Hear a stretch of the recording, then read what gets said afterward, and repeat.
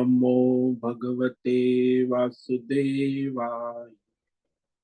ओम नमो भगवते वासुदेवाय। ओम नमो भगवते वासुदेवाय। ओम नमो भगवते वासुदेवाय। ओम नमो भगवते वासुदेवाय। ओम नमो भगवते वासुदेवाय। ओम नमो भगवते वासुदेवाय। नमो भगवते वासुदेवाय। ओम नमो भगवते वासुदेवाय। ओम श्री परमात्मने नमो नमः। ओम गंगणपतये नमो नमः।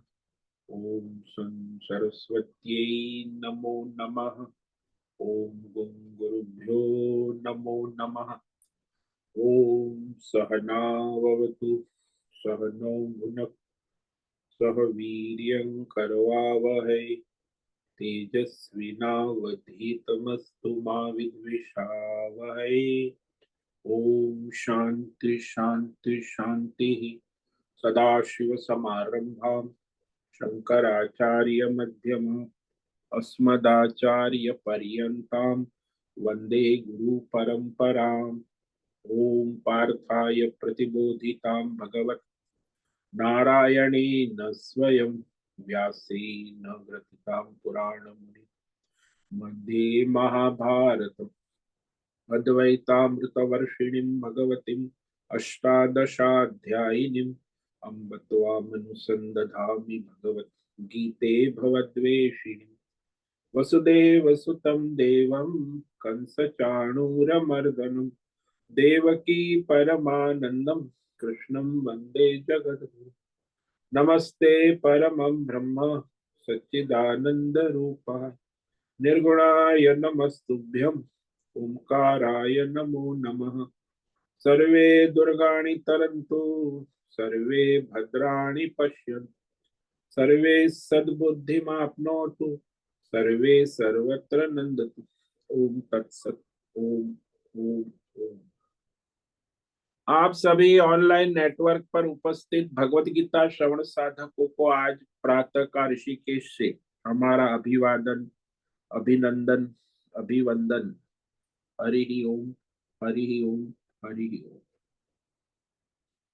हम सबको आज का यह दिव्य दिन तन मन धन जन देश काल विषय वस्तु परिस्थिति अवस्थाएं अध्यात्म भौतिक दैविक क्षेत्र व्यष्टि समष्टि सबको अपने अपने पूर्व में अनंत जन्मों में किए हुए संचित पाप पुण्य धर्म अधर्म मिश्र सकाम निष्काम कर्मों के पके हुए फल स्वरूप में वर्तमान में आज प्रारब्ध अनुसार परमेश्वरी अचिंत्य योग माया के माध्यम से प्रसाद स्वरूप में प्राप्त हुआ है।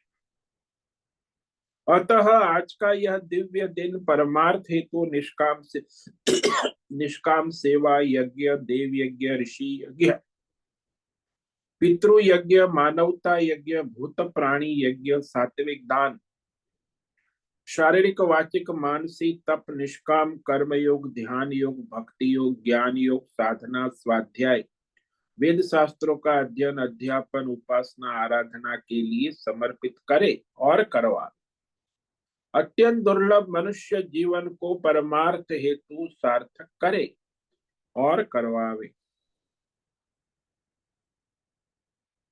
आज विक्रम संवत 2081 पौष मास कृष्ण पक्ष की तृतीया तिथि कल सुबह 4:05 तक है।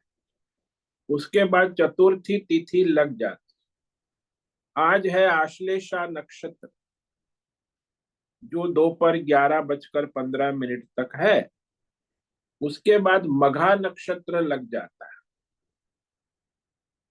आज है गुरुवार, गुरुजनों की आराधना उपासना का दिन है और शिशिर ऋतु चल रही है। यहाँ रात्रि का न्यूनतम तापमान 5 डिग्री रहा है और दिन का अधिकतम तापमान 20 डिग्री रहा।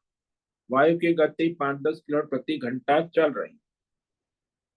ईस्वी सन 2025 16 जनवरी 16 जनवरी 2025 सुबह के 6:45 बज चुके हैं। कलयुग का प्रथम चरण 5125वां वर्ष 7वां वैवस्वत मनवंतर श्वेत वराह कल ब्रह्मा जी का 26वां दिन और 51वां वर्ष चल रहा है। तो ऐसे अनंत कोटि ब्रह्मांडीय परमेश्वरी अचिंत्य योग माया में हमारा यह एक ब्रह्मांड, इस ब्रह्मांड में ये पृथ्वी लोक में समुद्र के ऊपर जम्बू द्वीप में विश्व का एकमात्र वैदिक राष्ट्र भारत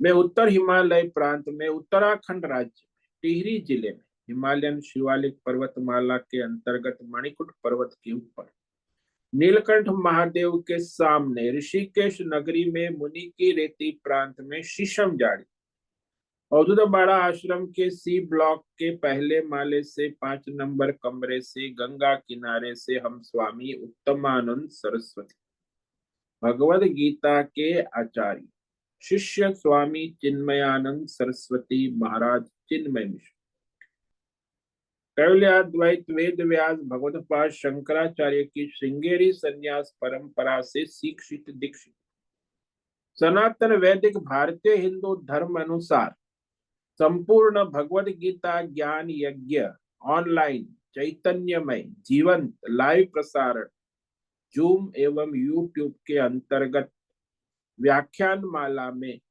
अध्याय 10 विभूति योग के श्लोक नंबर 4 और 5 पर संस्कृत एवं हिंदी में व्याख्यान करेंगे।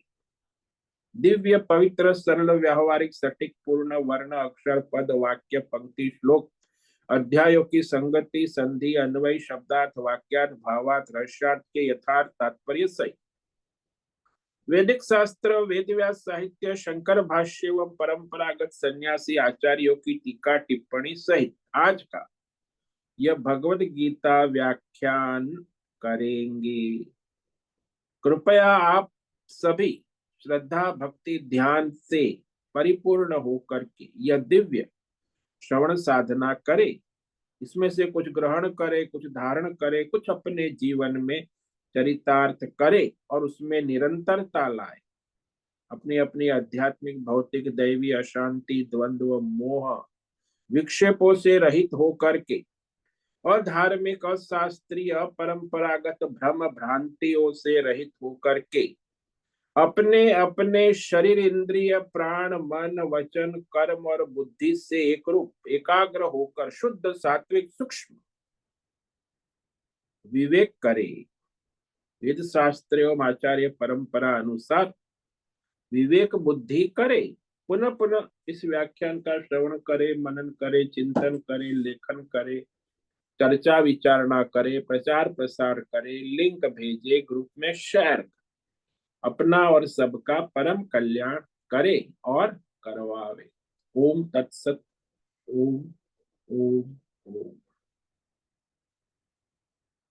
तो कल हमने श्रीमद् भगवद गीता अध्याय 10 विभूति योग के श्लोक नंबर 4 पर विवेक विचार किया था, जिसमें भगवान कहते हैं कि सारी वृत्ति और प्रवृत्ति का मूल सूत्रधार भगवान ही है।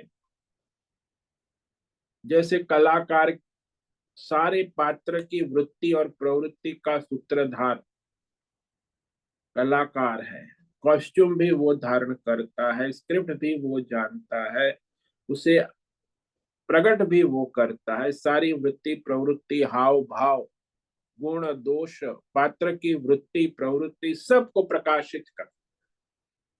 ऐसे ही परमात्मा ये जीवात्मा की सारी, वैसे जीवात्मा तो अज्ञानी है, जड़ है, तो सारी उसकी वृत्ति प्रवृत्ति हाव भाव जीवन यात्रा भगवान ही चलाते हैं, ये कह रहे हैं।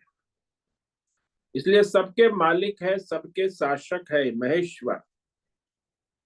ये कह रहे हैं बुद्धि ज्ञानम सम्मोह क्षमा सत्यम दम शमः सुखम दुखम भवो भावो भयम च भयमेव च अहिंसा समता तुष्टि तपोदानम यशो यशः भवन्ति भावा भूतानां मत्त एव पृथक विधा। सारे जीवात्मा के जो वृत्ति है, प्रवृत्ति है, भाव है, वो सब भगवान के द्वारा संचालित होते हैं उनके संचित प्रारब्ध के अनुसार। लेकिन वो जीवात्मा को अज्ञान है, इसलिए वो मानता है अहंकार से कि मैं कर रहा हूं, हालांकि उसका तो कोई सत्ता है नहीं। सत्ता तो परमात्मा की है, परमात्मा ही उसे संचालित कर रहे, चला रहे। और बुद्धि का जो निश्चय करने की शक्ति है, सभी मनुष्य निश्चय करते कौन? अपनी बुद्धि के अनुसार करते हैं, लेकिन वो निश्चय उसके संचित कर्म और प्रारब्ध के अनुसार ही भगवान करते हैं। तो शक्ति जो है भगवान की है। यथार्थ विवेक ज्ञान, भौतिक अध्यात्म दैव विषय में शास्त्र परंपरा अनुसार जो ज्ञान होता है ना, और स्वानुभूति, उसे यथार्थ ज्ञान कहते। बाकी जो शास्त्र नहीं है और जो परंपराएं नहीं है, न कोई स्वानुभूति है, बस खाली बकवास है, उसको ज्ञान नहीं कहते। ये बकवास आजकल दुनिया में बहुत चलता है, यथार्थ ज्ञान नहीं। जो यथार्थ ज्ञान है वही मनुष्य को आगे ले जाता है। आत्मा अनात्मा, सत्य क्या है, असत्य क्या है, नित्य क्या है, अनित्य, ये विवेक होता है। और फिर असम्मोह विवेक, असम्मूढ़ता कहते, कि मोह से रहित होना, मोह का अभाव, असम्मोह, परमार्थ दृष्टि बनाए रखना विवेक पूर्वक। और क्षमा, तो क्षमा भाव जो है वो ऐसा है कि अपराध करने पर भी, करने वाले पर भी मन में वृत्ति उत्पन्न ना हो, बदले की भावना, प्रतिशोध की वृत्ति उत्पन्न ना, इसे क्षमा।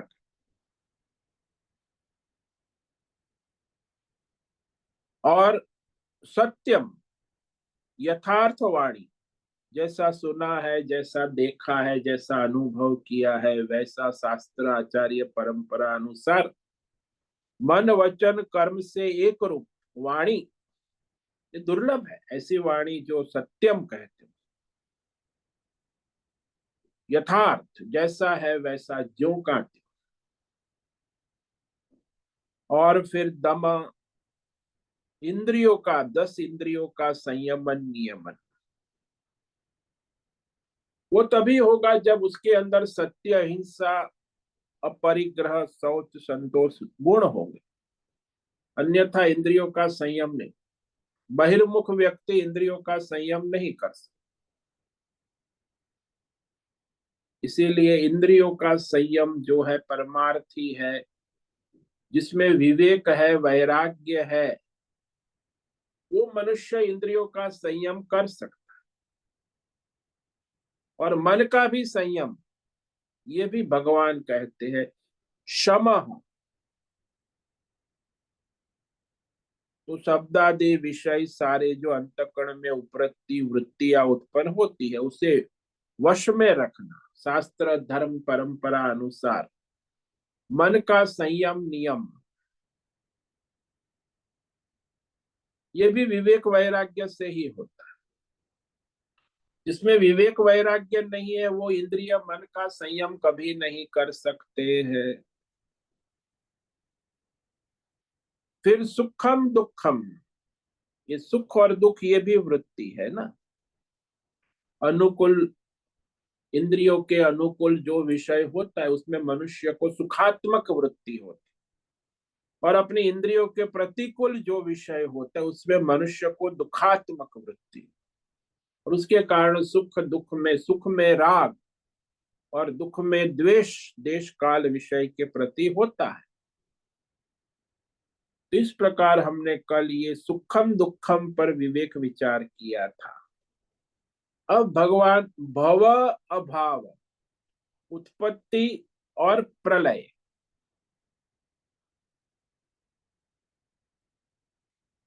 तो संसार में कोई भी भौतिक अध्यात्म दैव विषय देश काल परिस्थिति के अनुसार कोई भी विषय जो उत्पन्न होता है उसे उत्पन्न करने वाला केवल परमात्मा ही है। भव का मतलब होता है उत्पन्न होना।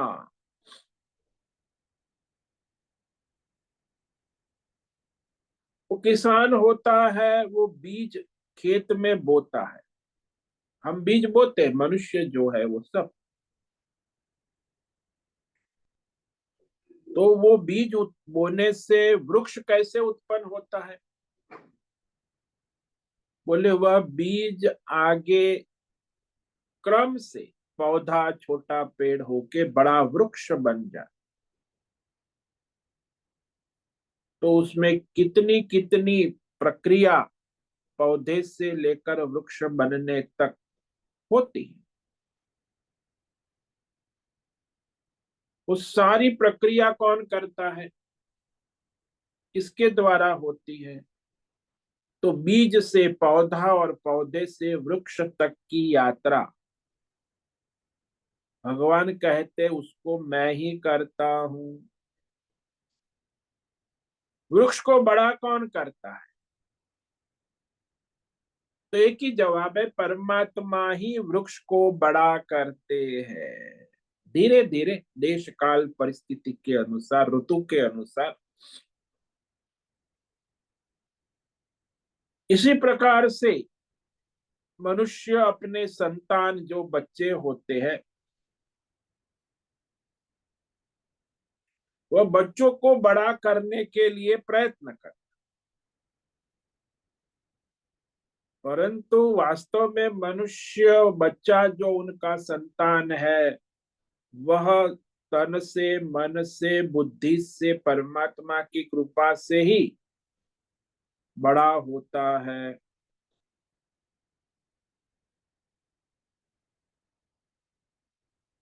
मनुष्य सोचता है कि हम बच्चों को शिक्षा देते। भाई उसके 3 बच्चे हैं और 2 तो शिक्षा में आगे बढ़ जाते हैं। 2 बेटा और 1 बेटी। तो उसमें 1 बेटा और 1 बेटी शिक्षा में आगे बढ़ जाते, और 1 बेटी पढ़ने में कमजोर है, वो पढ़ नहीं पाती। पढ़ाने की कोशिश करते, उसके भाई बहन भी करते कि अरे तू पढ़ ले, तेरा कल्याण, लेकिन पढ़ नहीं पाती। तीनों के लिए माता पिता भाई बहन एक समान प्रयत्न करते, फिर भी वो छोटी बेटी पढ़ने में कमजोर है। तो वहां उसका संचित कर्म आ जाता है। परमात्मा की कृपा से उसके संचित कर्मों के कारण वो पढ़ नहीं पाती। और वो दोनों पढ़ते हैं, उनके संचित कर्म है, ईश्वर उसे सहायक भी होते। इसीलिए मनुष्य सोचता है कि हम कुछ प्रयत्न कारण, केवल प्रयत्न कारण नहीं, वो तो सामान्य बाह्य आलंबन है। आपका प्रयत्न एक सामान्य कारण है, विशेष कारण तो उसका संचित कर्म और परमात्मा। परमात्मा चाहे तो उसमें परिवर्तन कर सकते, लेकिन जीव नहीं कर सकते। इसलिए परमात्मा की कृपा के कारण ही वो जीवन में उसका व्यवहार चलता है। जो परमार्थ को जानता है, सत्संग करता है, विवेक है, उपासक है, वो हमेशा इस रहस्य को सामने रखता है और विवेक करता है कि संसार में जितनी भी उत्पत्ति, स्थिति, लय हो रहा है, उस सब का मूल कारण परमात्मा ही है। उत्पत्ति में जैसे परमात्मा कारण है, वैसे लय, अभाव, अभाव यानी लय, भव, अभव,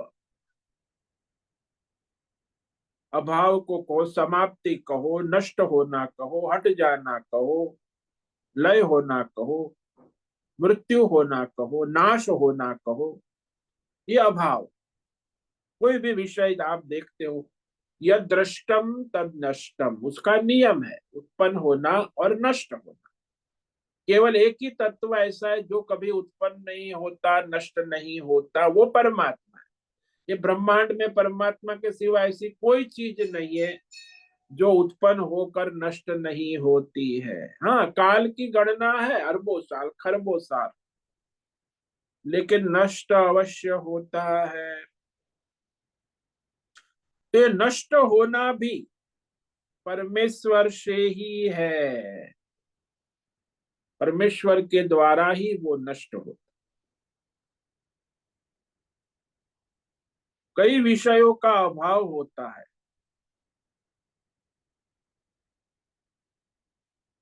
तो हमको भगवान की कृपा जट लग जाती है कि अरे 6 महीने से मेरे कमर में दर्द रहता था, उठा चला फिरा नहीं जाता था,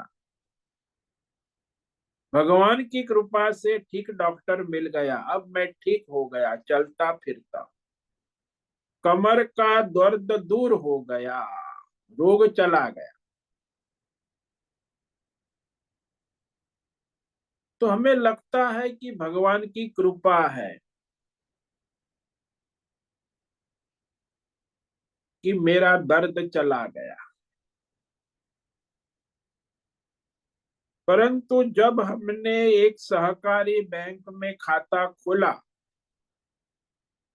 और वहां 2 लाख जमा कराए और वो सहकारी बैंक डूब गई और हमारे 2 लाख रुपये चले गए,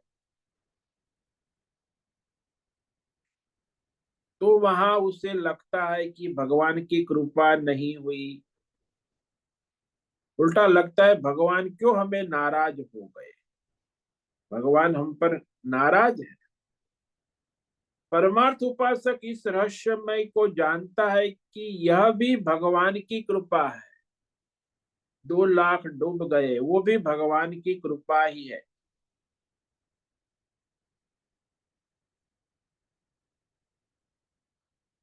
तो ये संसार में ये नष्ट होना, समाप्त होना, ये भी भगवान की कृपा ही है। जैसे दुख को भगवान की कृपा समझा था, वैसे ही ये नष्ट होना भी भगवान की ही कृपा है, तो नष्ट तो होना ही है। कोई भी चीज जो उत्पन्न होती है वो नष्ट, और उसके कारण भिन्न भिन्न होते हैं। वो कारण के माध्यम से मनुष्य सोचता है इस कारण से नष्ट हो गया, लेकिन वो कारण तो, मूल कारण तो परमात्मा ही है। उसका प्रारब्ध समाप्त हुआ, वो नष्ट हो गया, उसके कर्मों का हिसाब पूरा हो गया। तो कोई भी विषय है उत्पन्न होता है, व्यक्ति, देश, काल, और नष्ट भी होता। तो ये दोनों उत्पत्ति और नाश मूलतः परमात्मा के अधीन है। और उसके बाद भगवान कहते हैं भयम च अभयम।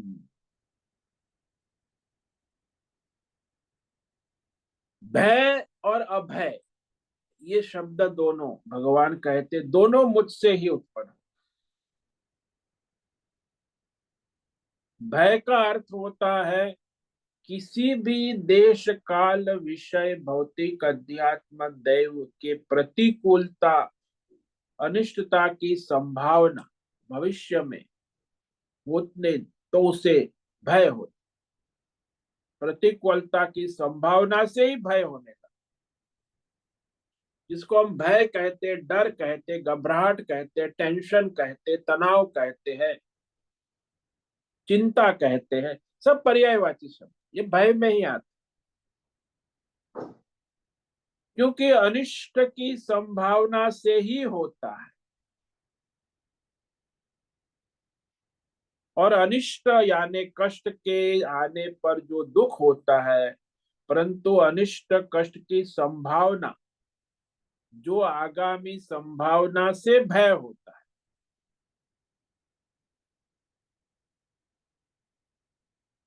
मानो के सामने कोई डाकू आ गया, दहाड़ने लगा, तो भय होता है, क्योंकि वो हमें लूट लेगा, दुख होगा।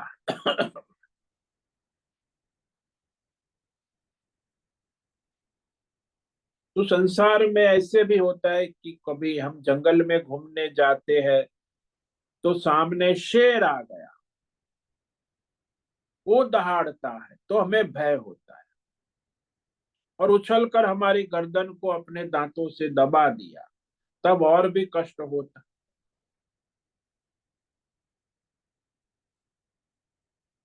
तो जंगल में शेर का भय जाने के बाद भी होता है। शेर आया नहीं है फिर भी, कभी भी आ सकता है।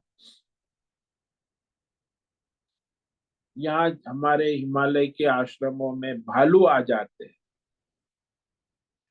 तो हम उस आश्रम में गए, तो आश्रम वाले ने कहा कि महाराज यहाँ तो भालू आ जाता है, कभी भी आ जाता है। तो इस बात को सुनकर ही हमें भय लगता। अभी आया तो है नहीं, लेकिन आता है, कभी भी आ जाता है। अच्छा, यहाँ आश्रम तक आ जाते हैं, हाँ हाँ। तो फिर भालू को देखा नहीं है, फिर भी हमें भय होता है कि कभी भी आ सकता।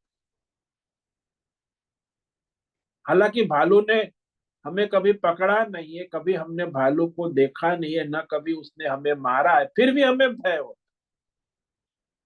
वो भालू के आने की संभावना आगामी से जो होता है वह भय है। संसार को मनुष्य में वर्तमान में भय ज्यादा नहीं होता, होता है आगामी, भविष्य, भविष्य के लिए भय होता है कि ये संभावना है, इसके कारण भय होता है कि नया वायरस आ रहा है, तो वो फिर कोरोना की तरह लॉकडाउन होना है, तो फिर भय हो, संभावना। तो इस तरह संभावना से जो होता है वह भय है। हाँ, इस भय में परमात्मा की कृपा इसलिए है कि आने वाले आगामी कष्ट, दुख, भय से बचाव का हमें मौका देता है।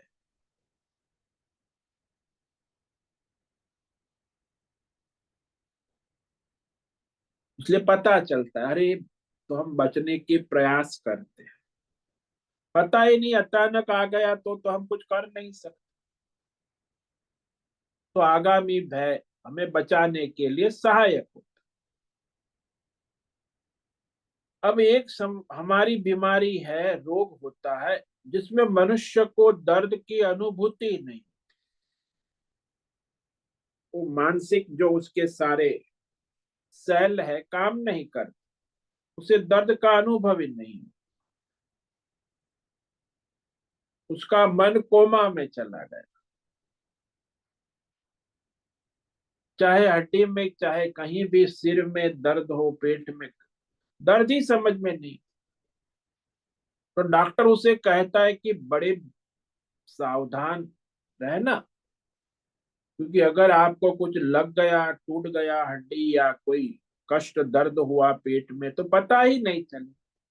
अब जब दर्द का पता चलता है तो वही हम उसका इलाज करेंगे, पता ही नहीं चलेगा तो कैसे इलाज करेंगे? फिर तो वो सारा दर्द बढ़कर फोर्थ स्टेज में चला जाएगा, फिर उसको कंट्रोल में भी नहीं कर सकते। कोई भी चीज का दर्द होता है तो पता चलता है कि यहाँ कुछ समस्या है, कष्ट है। शरीर का ये नियम है कि जो दर्द देता है मतलब कि वहां कुछ प्रॉब्लम है, समस्या है, उसका समाधान फिर डॉक्टर आपको पूछ के करता है। डॉक्टर को पता नहीं चलता कि आपको कहाँ दर्द हो रहा है, वो भी परमात्मा ही जानते हैं कि यहाँ दर्द हो रहा है, वो भी परमात्मा की कृपा से ही पता चलता। तो वह उसकी चिकित्सा यदि पता न चले तो मुश्किल हो जाती। तो संसार में ये पता चलना कि आगे ये होने वाला है। कोई भी बीमारी का हमें पहले शुरुआत में फर्स्ट स्टेज सेकंड स्टेज में पता चलता है कि अरे ये बात, इसका इलाज करो। तो भय तो है, सामान्य रूप से लगता है कि भय बुरी चीज है, लेकिन बुरी चीज नहीं है। क्योंकि ये भय हमें आगामी आने वाले कष्ट दुख से बचने का मौका देता है। इसलिए भय भी जो हमें होता है वो ईश्वर के अनुग्रह से होता है। इससे विपरीत जो अभय है, तो अभय में तो एकदम स्पष्ट होता है कि भय, भगवान मेरे साथ है तो मुझे क्या भय हो। जैसे वो छोटा बच्चा शिशु होता है ना, तो घूमने जाता है, गंगा किनारे घूमने जाता है, वो माँ के साथ है, चलता है, 1-2 साल का शिशु, लेकिन खेलता भी है, माता उसके साथ है। कोई अनजान व्यक्ति आ गया तो वो बच्चा जो है भय में आ जाता, बच्चे में भय भावना होती है। जट से वो क्या करता है, माता की पल्लू पकड़ लेता है या हाथ पकड़, तो उसका भय चला। फिर कोई भी व्यक्ति हो अनजान या कोई प्राणी हो, वो भय उसका चला जाए। तो जानता है कि माता जो है वो मेरी सुरक्षा करेगी, तो माता का पल्लू या हाथ पकड़ने के साथ ही उसका भय चला जाए। इसी प्रकार से सभी भयों की परिस्थिति में यदि हमें ये विवेक है कि हमारे साथ परमात्मा है, इस विवेक से ही हम भय से मुक्त हो जाते। कोई भी भय की परिस्थिति हो, परमात्मा की सन्निधि का यदि विवेक होता है, अनुभव होता है, तो वह भय से मुक्त हो जाता है। जैसे बच्चा है, बच्चे ने कोई भय की चीज देखी, तुरंत उसने, माँ उसके साथ है, पता है ना, उस तुरंत माँ का पल्लू पकड़ लेता है, माँ का हाथ पकड़ ले, तो उसे भय नहीं लगता। भय की परिस्थिति में भी वो भय से मुक्त हो जाता, निर्भय हो गए।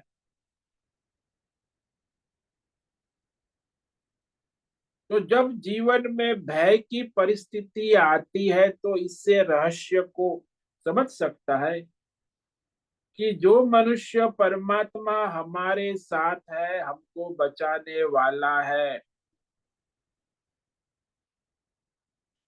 तो वह अभय हो जाता है।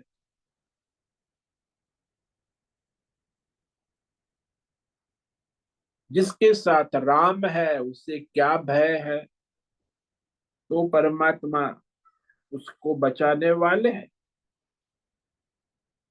ये सारी जो वृत्तियां है ना, मनुष्य के मनुष्य में कभी भी आ सकती है, आती है और जाती है। ये जो सारी की सारी हम विचार कर रहे, सूक्ष्म आंतरिक वृत्ति है, भाव कहते, वृत्ति कहते हैं, विचार कहते हैं, अंतकरण में आते रहते। लेकिन हम समझते हैं कि मेरे मन से, मेरे इच्छा से आ रहे, नहीं नहीं, ये सारे उत्पन्न वृत्तियां उत्पन्न होती है आंतरिक, वह भगवान से ही उत्पन्न होती।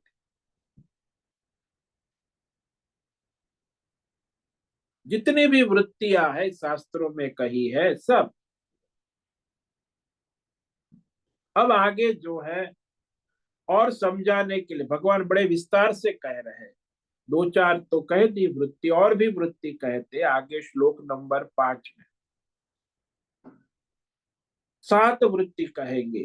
अहिंसा, समता, तुष्टि, तपोदानम, यशो यशः, भवन्ति भावा भूतानां मत्त एव पृथक् विधाः।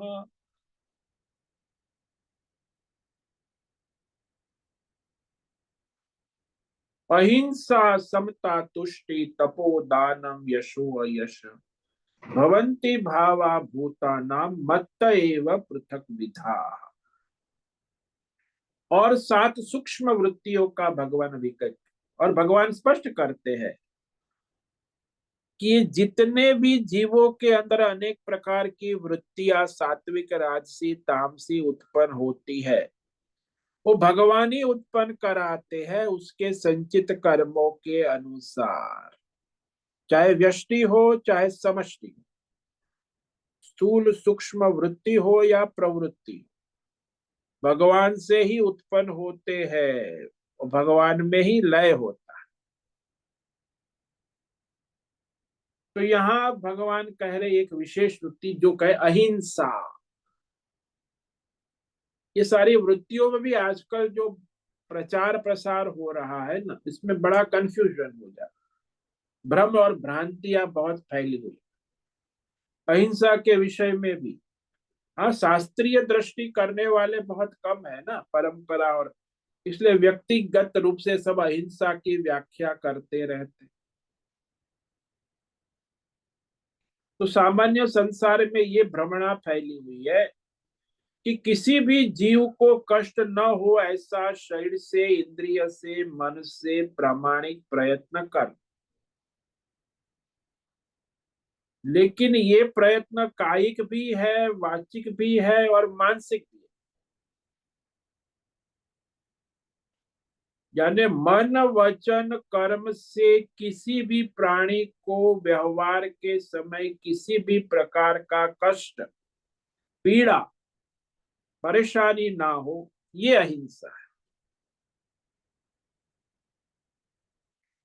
सामान्य तो लोग ये समझते हैं कि लौकिक भाषा में अहिंसा का अर्थ केवल होता है कि किसी को मारना, जान से शरीर से मारना, नहीं मारना।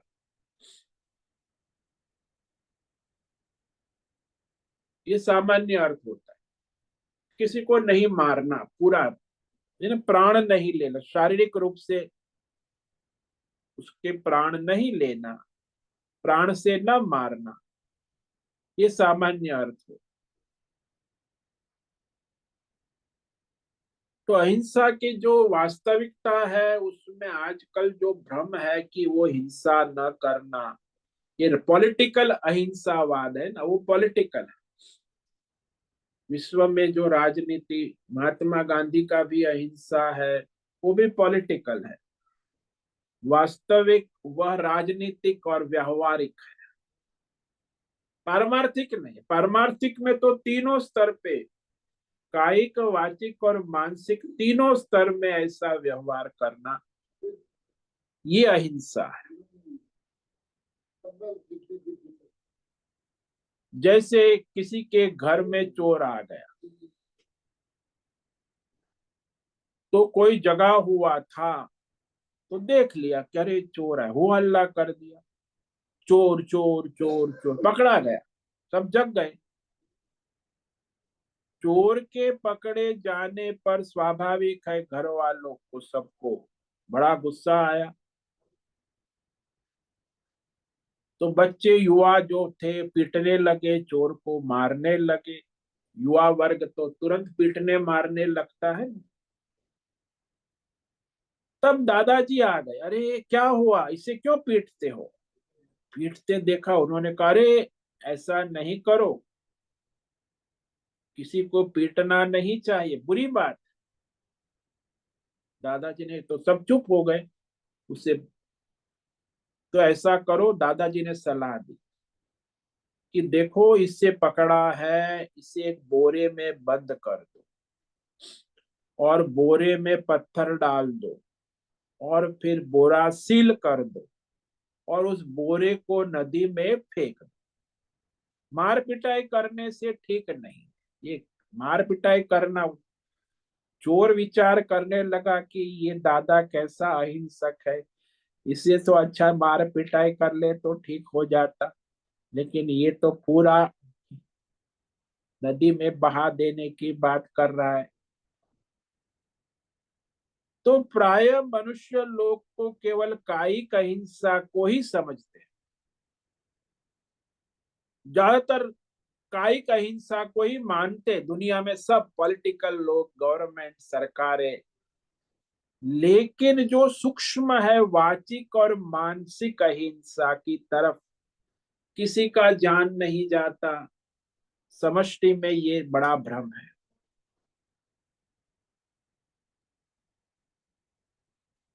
हमारे वेद शास्त्रकार आचार्य कहते हैं कि कोई भी मनुष्य कभी भी कहीं भी किसी कमजोर मनुष्य को सता रहा है, प्राणी को सता रहा है, और वह रुष्ट पुष्ट पहलवान उसको देखकर चला जाता, यानी उसे मदद नहीं करता, जबकि उसको पीड़ा से बचाने में समर्थ है।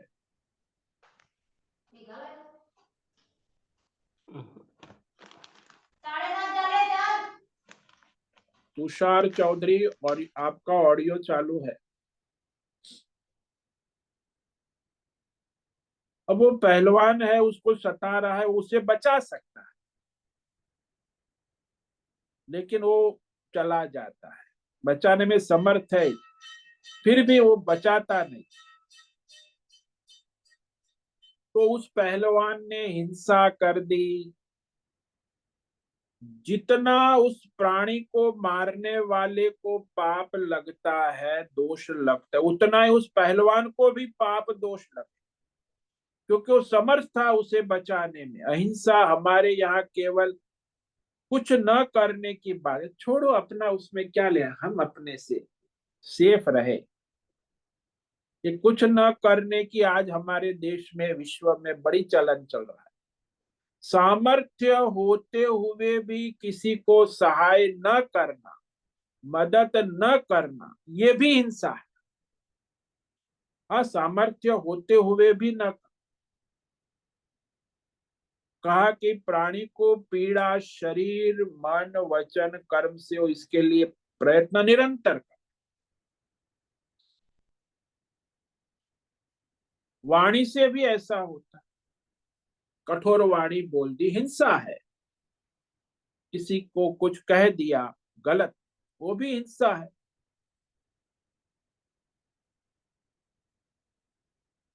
तो हिंसा के शारीरिक प्रयास को तो लोग समझते हैं, वाचिक और मानसिक हिंसा ये सूक्ष्म है, ये मानसिक हिंसा है।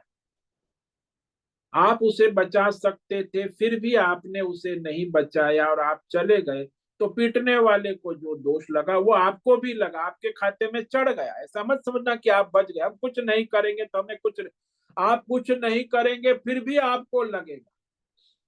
कई आजकल तो लोग ऐसे, हम कुछ नहीं करेंगे हमें कोई समस्या, अरे तुम्हारे खाते में चढ़ गया पाप, वो अधर्म कर रहा है, आप उसमें नहीं सहाय करते हैं, तो आप भी अधर्मी हो गए।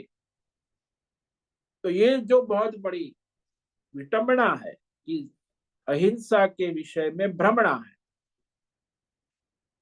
तो ये सूक्ष्म है। अब आगे कहा जो समता है, ये भी सबके अंदर ईश्वर ही लाता है, उसके प्रारब्ध है, संचित कर्म है, उस अनुसार लाते हैं, अपनी इच्छा से नहीं होता। ये भी एक समझ लेना, आप चाहते हो कि हम ऐसा करेंगे, हाँ आपके प्रारब्ध में है, ईश्वर संचित कर्म संचालित कर रहा है, ईश्वर के द्वारा ही वो आता है। समता शब्द तो सब जानते हैं, हर देश काल परिस्थिति विषय के अंदर अंतकरण की समता बनी रहे, एक जैसी स्थिति, ये अंतकरण का सूक्ष्म धर्म है, समता बनी रहे। और समता कभी भौतिक व्यवहार में नहीं होती, ये तो अंतकरण की स्थिति है, सूक्ष्म धर्म है। भौतिक व्यवहार में समता नहीं होती। ऐसे समझ लो कि पैर को हम हमेशा सड़क के ऊपर या कच्चे रास्ते में ही चलाते, हाथ को हम रास्ते पर नहीं चलाते, और हम हमेशा अपने जंघा पर बैठते हैं, सिर के ऊपर नहीं बैठते, शीर्षासन हमेशा नहीं लगाते।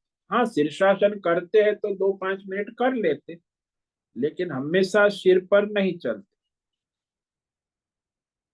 बाहर से लगता है कि पैर के प्रति, जंघा के प्रति, मस्तक के प्रति विषम दृष्टि है। हाथों को हम चलाते नहीं है, सिर को हम बैठते नहीं है, ऐसा बाहर से देखकर लगता है कि हम विषम व्यवहार कर।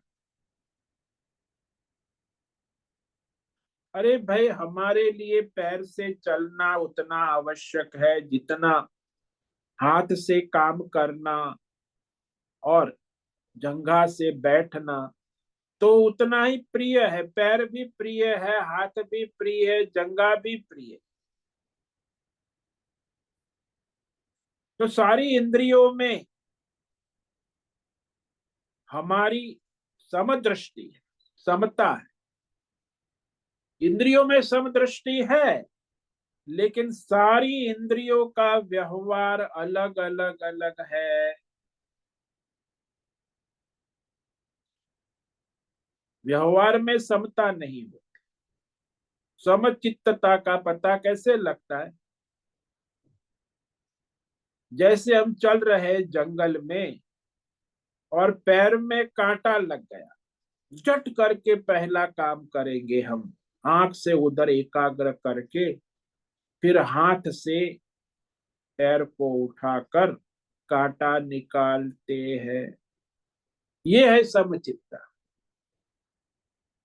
जैसे ही जरूरत पड़ी उसी क्षण तुरंत स्नेह से हाथ पैर के लिए कार्य करने लगा, आंख भी कार्य करने लगी, सभी इंद्रियां आपस में मेल तालमेल करने लगी। हाथ पैर आंख उस कांटे को निकालने का कार्य करने लगता है।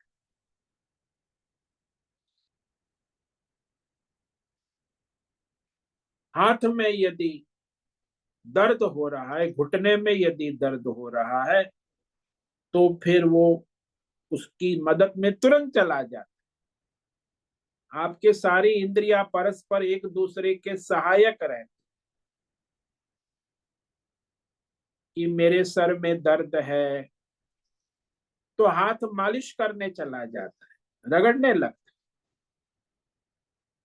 इंद्रियों के व्यवहार में विषमता होने पर भी अंतकरण में जब समता होती है, तब दूसरे के कष्ट को भी हम उतने ही स्नेह प्रेम से दूर करते,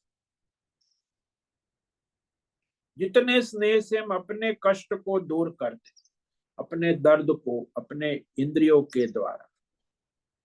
ऐसे ही हम दूसरे के कष्ट भी समझते हैं, दूर करते हैं, क्योंकि वो अपनापन है ना। स्नेह प्रेम कष्ट से दूर हो, तो वहां अपना समझते हैं। जैसे हम अपनी इंद्रियों को अपना समझते, तो दूसरे को भी कष्ट हुआ तो वैसे ही है ना, तो उसके कष्ट को भी हम दूर करते हैं। व्यवहार तो जो विषय जिसको उपयोग है उसी को उपयोग में लेना। संसार में देखा गया, झाड़ू से सफाई ही की जाए, झाड़ू से कपड़ा नहीं धोया जाता। झाड़ू का उपयोग सफाई करना है, कपड़े धोने का नहीं। तो इस तरह हर इंद्रियों का अपना उपयोग है, और जहां जिसकी आवश्यकता है वहां अपने लिए जैसे हम उपयोग करते हैं, ऐसे इंद्रियों का दूसरे जीव प्राणी के लिए उपयोग करना, सदुपयोग कर, 10 इंद्रियों। ये है समता का। अंतःकरण की वृत्ति सब जगह समान रूप से लगे कि अपनी इंद्रियों का जो जरूरत है, आवश्यकता है, वैसे। आजकल तो ये समता, समानता, समाजवाद दुनिया में बड़ी चर्चा होती है। साम्यवाद, समता रखो, सब समान है, समाजवादी पार्टी, पॉलिटिकल, आजकल तो समाजवाद, पॉलिटिकल पार्टियां कितनी दुनिया में, विश्व में, कि सब में समानता कैसे होगी। तो वो सोचते सब में समानता होगी कि सब के लिए धन एक समान हो,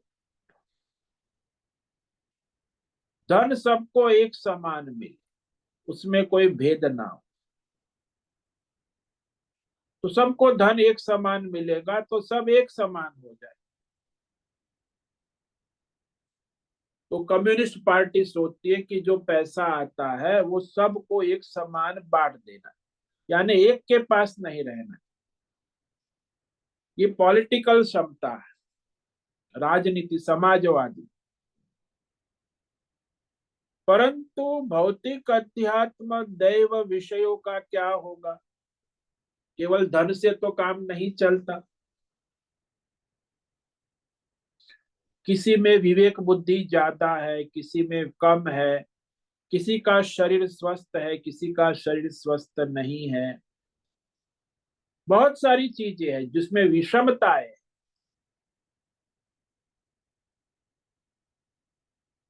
तो ये सारी भौतिक, अध्यात्म, दैव विषमता को कैसे मिटाएगी? पैसे से। आप अपने भी विषमता को नहीं मिटा पाते तो सारे समाज की, समाजवादी पार्टी सारे विश्व की विषमता को धन से मिटाना चाहिए। सबसे बड़ी मूर्खता है। तो विषमता तो ईश्वरीय, भौतिक, अध्यात्म, दैव भेद, वो कभी मिटने वाले नहीं।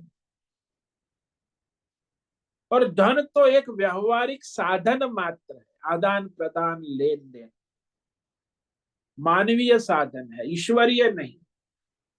कि आपकी सुविधा हो जाती है, आदान प्रदान, विषय वस्तुओं का विनिमय हो, और कोई उसका विशेष प्रयोजन। लेकिन धन को ही सर्वस्व मान बैठे कि सारा जीवन में धन से ही परिवर्तन।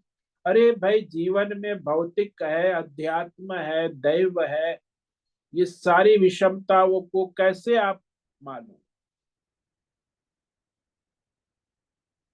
सारी विषमताओं को स्वीकार करना आवश्यक है। इसलिए हमारे वेद शास्त्र कहता है कि यदि कोई धन कमाने में होशियार है, कुशल है, ठीक है, उसे कमाने दो। और उसे सुरक्षित रखने में भी कुशल है, खूब धन कमाए, सुरक्षा करे, धन के प्रेरित। लेकिन ऐसा माहौल बनाओ कि उस धन का वो उपयोग सबके हित के लिए करे, अपने लिए संग्रह ना करे। क्योंकि उसमें शक्ता है। भाई, धन कोई ज्यादा कमा लेता है, कोई कम कमा लेता है, सबकी शक्तियां भिन्न है। किसी को शास्त्रों में ट्रस्टीशिप कहा है, ट्रस्टी हो भाई आप। धन चाहे आपके पास करोड़ है, अरब है, आप धनवान हो, तो धन सबका है, व्यक्तिगत नहीं। तो सबके हित के लिए उसका सदुपयोग करे, ट्रस्टीशिप। तो धनिक लोग ये मानना छोड़ दे कि अपने कमाए का धन केवल अपने लिए ही करना है, तो सारी समस्याएं उत्पन्न होने वाली। सामाजिक समस्या। ठीक वैसे ही जैसे यहाँ मनुष्य संसार में जिसको कांटा चुभ गया है तो सारी इंद्रियां, हाथ पैर, हाथ काम करने लग जाए तो सहायक हो जाए। इसी प्रकार धन कमाने वाले के कमाने में रुकावट मत डालो, वह उसका उपयोग सबके हित के लिए करे, ट्रस्टीशिप। ये हमारे उपाय बताया वेदों में कि मालिक मत बनो, ईश्वर का धन है, ईश्वर ने दिया है, ट्रस्टीशिप रख के उसका सदुपयोग करो अपने लिए और सबके लिए। उपाय करो। और भी विचार है। आजकल बुद्धिमान भी बहुत R&D करते हैं, कुछ नई खोज करते हैं। तो बुद्धिमान मनुष्य जो है वो कुछ कर लेता है खोज, तो वो फिर अपने लिए पेटेंट बना लेता है और उसका बाजार धंधा करने लगता है, तो वो भी हानिकारक है। इस पर हम कल विचार करेंगे कि ये जो बुद्धि का व्यापार, पेटेंट बनाने का धंधा दुनिया में ये वैज्ञानिक कर रहे हैं, आविष्कार करते, फिर वो कहते हम किसी को नहीं देंगे, पेटेंट हमारा है, हम चार्ज करेंगे, मुनाफा कमाएंगे, अरबपति करोड़पति बनेंगे और दुनिया को लूटेंगे। हमारे ऋषि मुनि कहते जो भी बुद्धि से प्राप्त हुआ वो सबके लिए, सबको बांटो, अपना ज्ञान सबको बांटो। कुछ तुम्हें नया पता चला, लाभ हुआ, तो दूसरों को भी उसका लाभ, व्यापार धंधा ना करो। तो इस पर हम विचार करेंगे। सबको बांटो, सबको दो, जिसको भी उसकी जरूरत है उसको मिलना चाहिए। तो आज हमने जो विचार किया इसमें ये भव, अभव, अहिंसा और समता, ये चार वृत्तियों पर विचार। ये सारी वृत्तियां जो है ईश्वर से ही आती है और सबको अपने अपने प्रारब्ध अनुसार आती जाती रहती है। ओम नमो नारायणाय, ओम नमो नारायणाय, ओम नमो नारायणाय, ओम नमो नारायणाय, ओम नमो नारायणाय।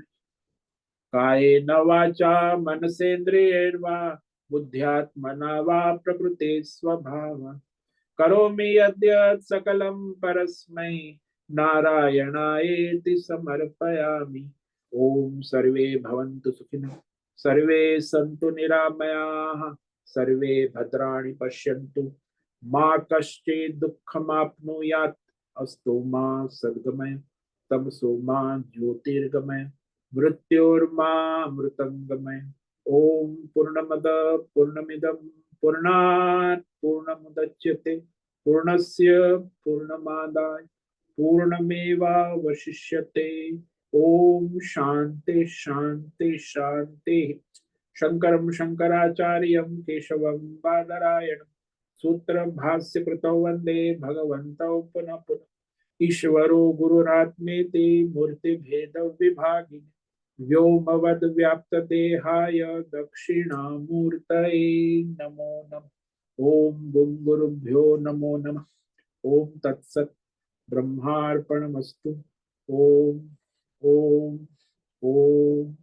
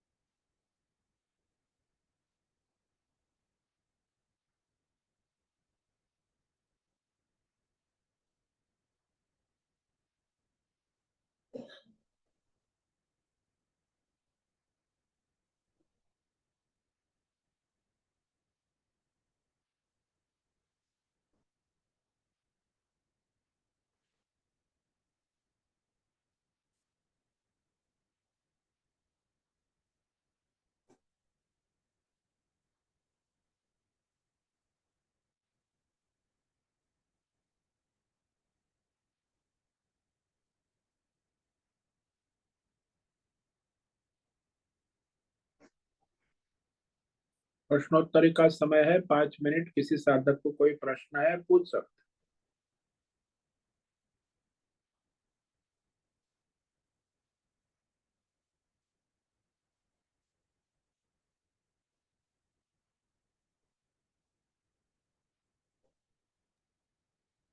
हरिओम स्वामी जी। ओम नमो हाँ, नारायण।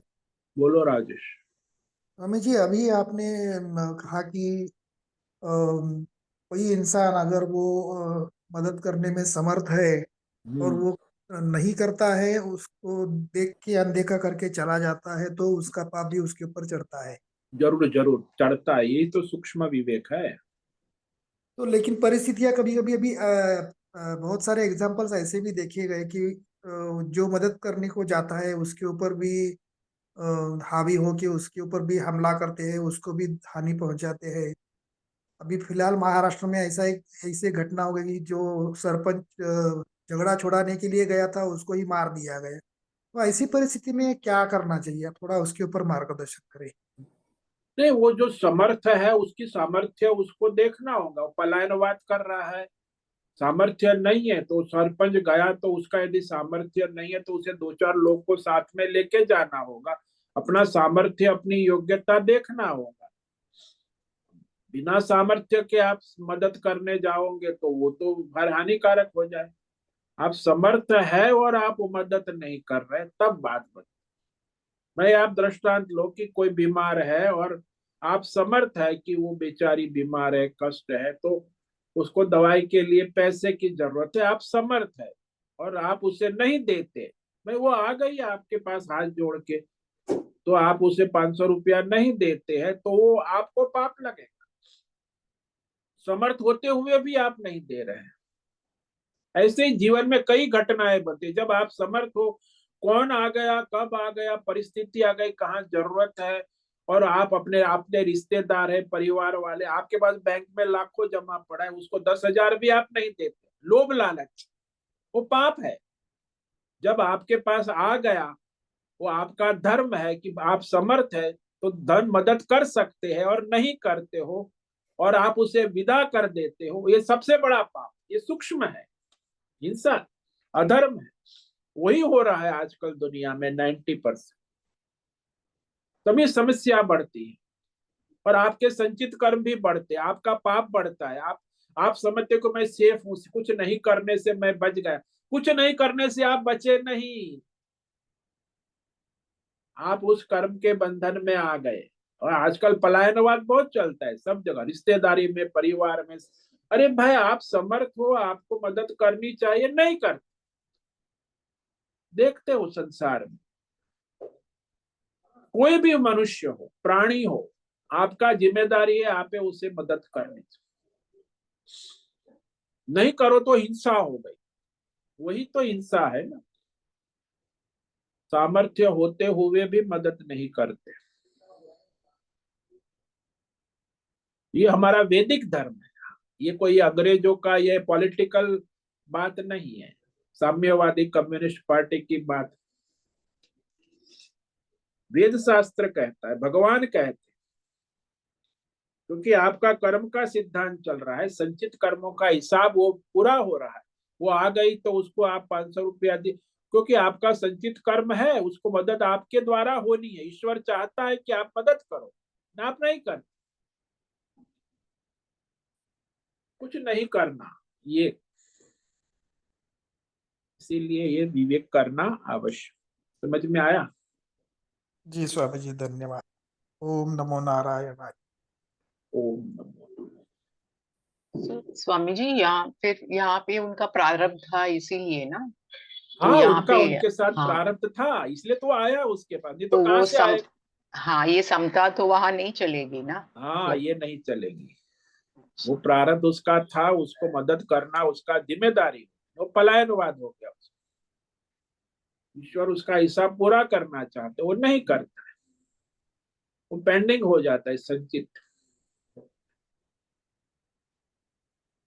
तो ये प्रारब्ध और संचित का विवेक होना आवश्यक है कि ये भगवान हमारा जो ला रहे परिस्थिति हमारे सामने, कोई मेरे पास आया तो मेरा कुछ प्रारब्ध है तभी तो आया ना।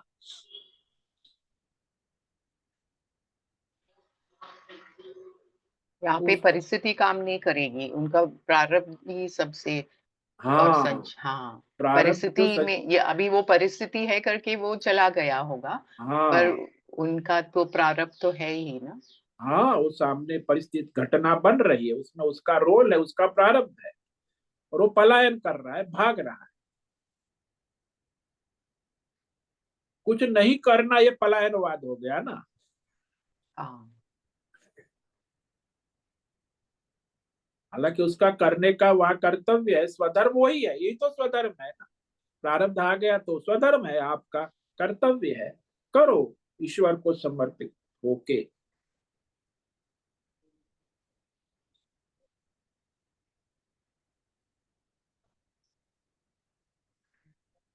ओम नमो नारायण। ओम नमो नारायण।